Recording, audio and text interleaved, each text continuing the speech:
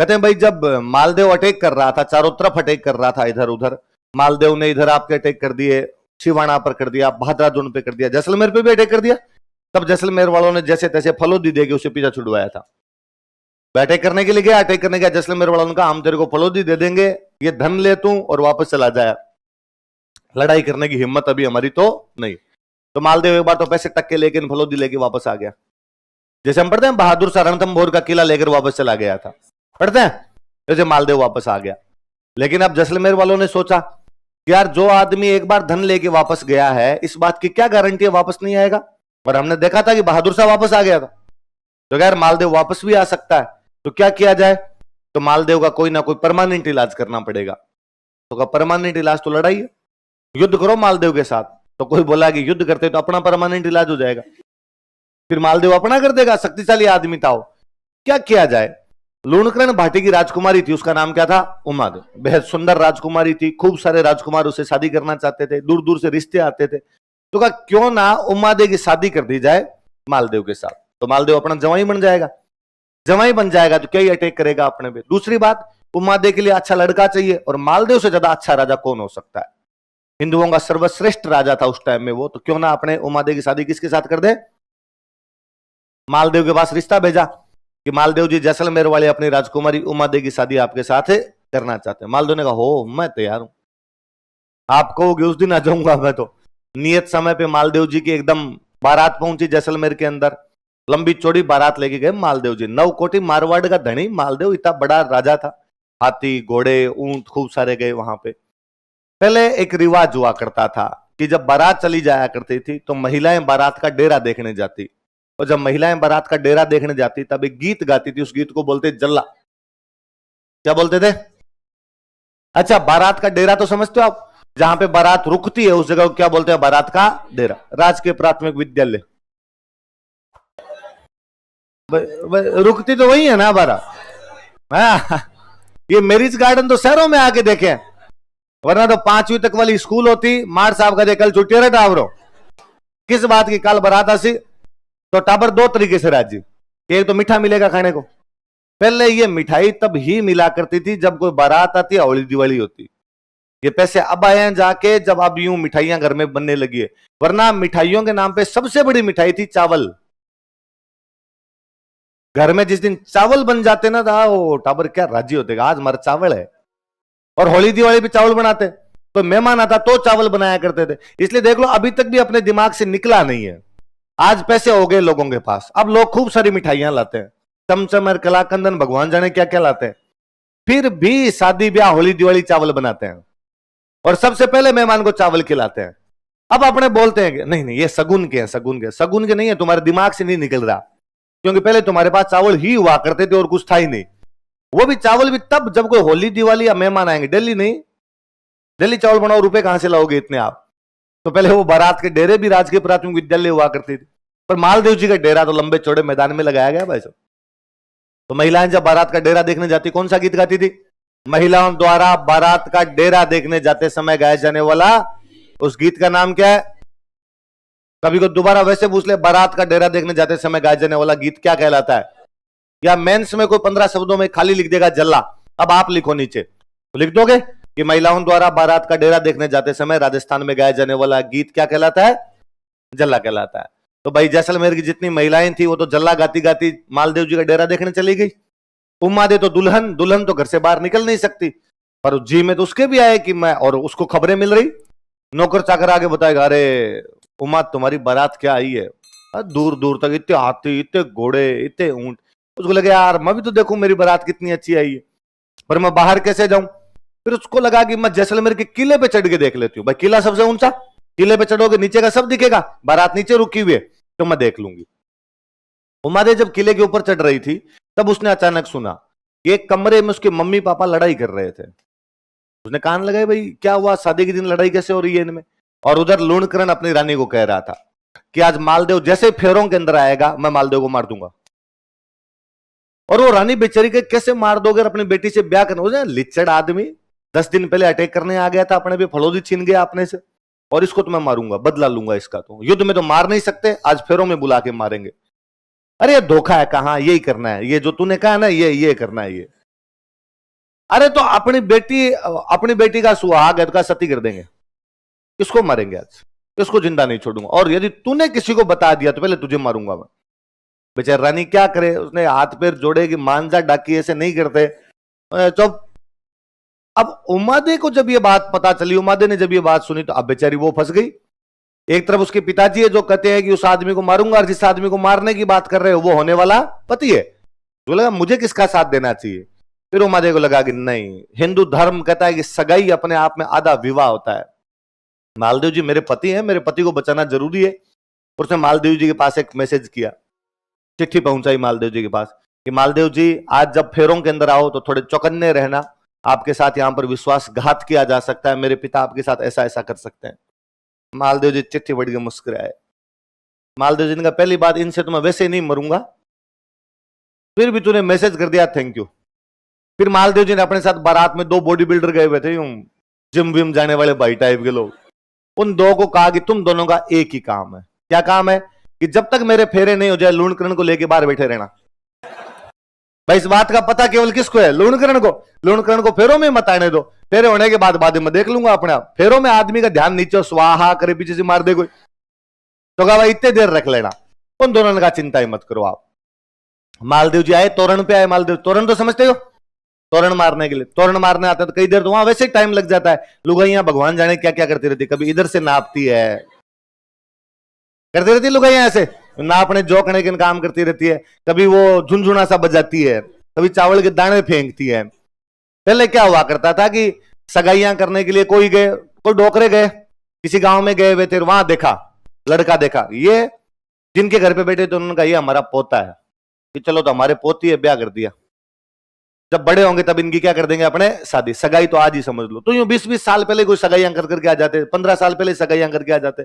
अब उस लड़का बड़ा होने के बाद कैसा दिखता है, कितनी हाइट है, दिखता नहीं दिखता, सुनता नहीं सुनता, इन बातों को क्या पता। तो बाद लुगाइयां कहती भाई हम हाइट नापेंगे, तो ऐसे कर करके नापती है उससे, उसके कान के पास में जाके झुनझुना सा बजाते हैं।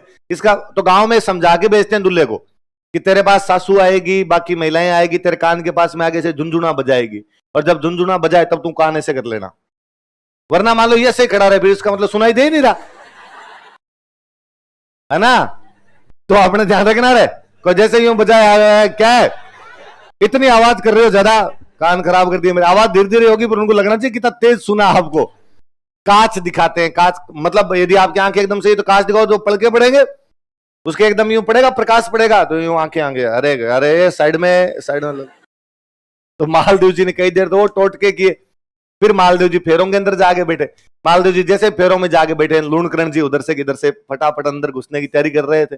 वो दोनों बॉडी बिल्डर आगे तैयार बैठे थे। उन्होंने कहा ध्यान किधर है हीरो, भाई साहब इधर आ जाओ, कहां जा रहे हो। और क्या तरीका है यार लूणकरण जी, इतनी दूर जोधपुर से चला के आए हैं, रिश्तेदार है तुम्हारे, कोई 2 पेक लो साथ में बैठ के, 2 हथाइयां करो, बैठो बैठो यहाँ पे बैठो, तो ये पेक बनाओ और दारू का पेक बनाओ एक। लूणकरण जी ने कहा कि नहीं नहीं मुझे अंदर जाना है, मैं एक बार यहां नहीं बैठ सकता। क्यों जाना है अंदर, क्या करना है आपको। तो लूणकरण जी का और तो कोई दिमाग में नहीं, कहा मुझे कन्यादान करना है। तो कन्यादान तो करते हैं। उन्होंने कहा कि अब ये बातें मत बताओ, कन्यादान कोई आदमी कर देगा, कन्यादान आपका बेटा कर देगा, कन्यादान आपका भाई कर देगा, कन्यादान और कोई आपके परिवार में चाचा ताऊ जो है वो कन्यादान कर देंगे, आपको जाने की कोई आवश्यकता। लूणकरण जी की बात समझ में आ गई कि इनको बात तो पता चल गई। लूणकरण जी चुपचाप वहां पे बैठ गए। और ये भी सच्ची बात है, कन्यादान कोई भी कर देता है। मैंने एक तो फिल्मों में देखा, एक शहरों में आके देखी, 2 चीज। एक तो ये कन्यादान वाली इन चीज कि भाई लड़की का पिता ही कन्यादान करता है। गांव में तो पिता तो करता ही नहीं है, और कोई करता है, ताऊ जी करते हैं, चाचा जी करते हैं, ज्यादातर तो ताऊ जी जो घर में बुजुर्ग होते हैं वो नए कपड़े पहन के वहां बैठते हैं, वो फेरों में साथ ही बैठे रहते हैं, तो वो कन्यादान उस टाइम करते हैं। एक मैंने बड़ी गजब चीज देखी शहरों के अंदर आके कि लड़की की शादी में भी लड़की के भाई नए कपड़े पहनते हैं। मतलब मेरी बहन की शादी और मैं तैयार होके घूम रहा हूं। गांव में 3-3 दिन नहाते नहीं है, मैं टाइम ही नहीं मिलता यार, और ऐसे भयंकर भयंकर काम करवाते हैं। यहां पे मगर यार शहरों में यह सुख है, लड़की के भाई भी जोधपुरी कोट पैंट यहां तक बंद किए हुए तन तन के खड़े रहते हैं, 4-5 डीओ वीओ छिड़के हुए। हमारी डीओ छोड़ो, पसीने की गंदगी नहीं जाती है। और घर वालों की और आप नए कपड़े पहन कैसे लो, मान लो आपने नए कपड़े पहन लिया, एकदम तैयार होके खड़े हो, इतने में कोई ना कोई चाचा ताऊ जी इनार इधर आ, क्या करना, वो कढ़ाई उठा के ला। अब आप कढ़ाई उठा के ला रहे हो, जोधपुरी कोट पहना हुआ है, आपके हाथ में कढ़ाई है। कोई कहता मिट्टी लान, कोई कहता बर्तन साफ कर ले, तो कुछ भी काम करवा लेते हैं। तो मेरे को ये तो बड़ा ही अजीब, शुरू शुरू में तो कई दिन लगा कि यार ऐसे कैसे हो सकता है, मतलब ये तैयार है, ये लड़के वाले होंगे, नहीं ये लड़की वाले हैं। तो गांव में ये लड़की वाली शादी के अंदर तो लड़की वाला पूरा परिवार भूत बन के रहता है, भूत। टाइम ही नहीं मिलता, ना टाइम होता है। और अब तो फिर भी मैं कहता हूं थोड़े बहुत पैसे आ गए, इस चक्कर में थोड़ा लिविंग स्टैंडर्ड इस मामले में थोड़ा सुधरा है। पहले तो अजीब अजीब काम हुआ करते थे, मिठाइयां बनाते, मिठाइयों के नाम पे होते थे लड्डू, तो लड्डू की पहले बनती है बूंदी, तो बूंदी तो हलवाई निकाल देता। अब घर वाले सारे लगते लड्डू बनाने के लिए, घर वाले लगते। तो मुझे याद है टावरों को बूंदी पकड़ा देते, सारे दिन बैठे बैठे ऐसे करते, वो लड्डू बनाया करते। शाम तक यहां से यूं तंजाया करती थी, पर टावरों को उसमें मजा आता। अपने लगता है बनाते बनाते थोड़े थोड़े बूंदी तो मिल ही जाएंगे, बोले बूंदी भी तो कहां मिलती थी खाने के लिए, थोड़ी बहुत मिल जाएगी यार, उसके अंदर क्या है।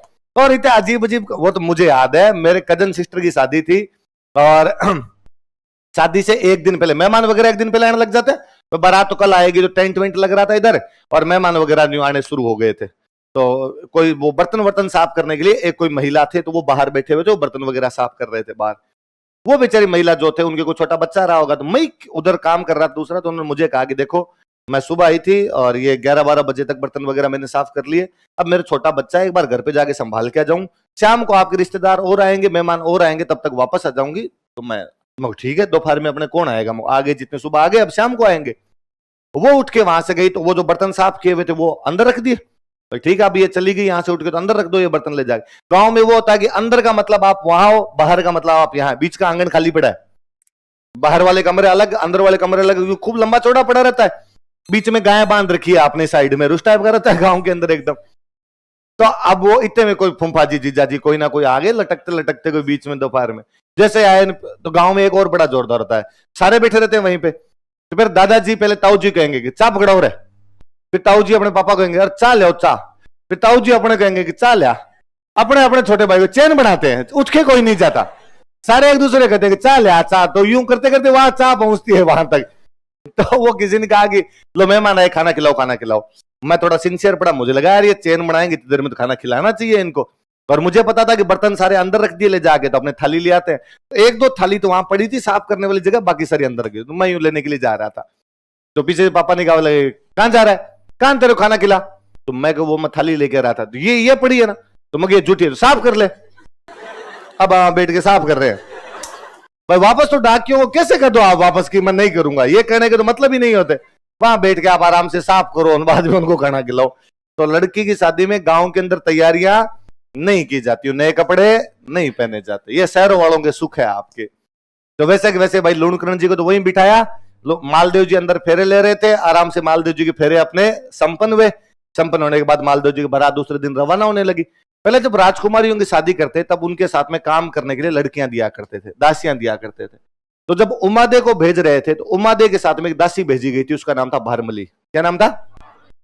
अच्छा, भारमली के लिए कहते हैं कि भारमली जब पैदा हुई थी ना, पैदा होते ही उसके मम्मी पापा ने उसको फेंक दिया था। अभी भी अखबारों में कई बार आता है, कन्या शिशु कचरे के ढेर में मिली, अनाथालय में सौंपी, अस्पताल में सौंपी, बच्ची भी मम्मी पापा फेंक गए, लड़कियों को नहीं रखा, लड़कियों को नहीं रखते थे, फेंक देते थे कई बार। अब वो जिस किसी को मिले, जैसे आज भी अपने साथ हो सकता है, आप कोचिंग आ रहे हो, रास्ते में हो सकता है आपको इस प्रकार की बच्ची मिल जाए, पॉलीथीन में लपेट के, अभी भी खूब सारी जगह ऐसा मिलता है अपने केस। तो अपने क्या करेंगे, हॉस्पिटल फोन करते हैं, पुलिस को फोन करते हैं, तो ये आ गया। पहले तो सब हॉस्पिटल पुलिस सब होता ही कौन था, राजा। जिस किसी को बच्ची मिली उसने लाके लूणकरण को दे दी, और लूणकरण कहा भाई ये बच्ची मिली थी वहां पे पड़ी हुई, तो लूणकरण ने उस बच्ची को पाल पोस के बड़ा किया। तो उमादे के साथ में बड़ी हुई थी, उमादे के लगभग हम उम्र ही थी, उमादे की बहुत अच्छी सहेली थी। तो उमादे ने कहा कि भाई भारमली मेरे साथ हताई वताई भी कर लेगी, भारमली को मेरे साथ भेज दो। तो राजा ने भारमली को भी एक दासी के रूप में साथ में भेज दिया। शाम को मालदेव जी की सुहागरात आई। मालदेव जी अफीम वफीम खाया करते थे, तो मालदेव जी अफीम वफीम खा के अपने रूम के अंदर आगे बैठ गए। उमादे तब तक श्रृंगार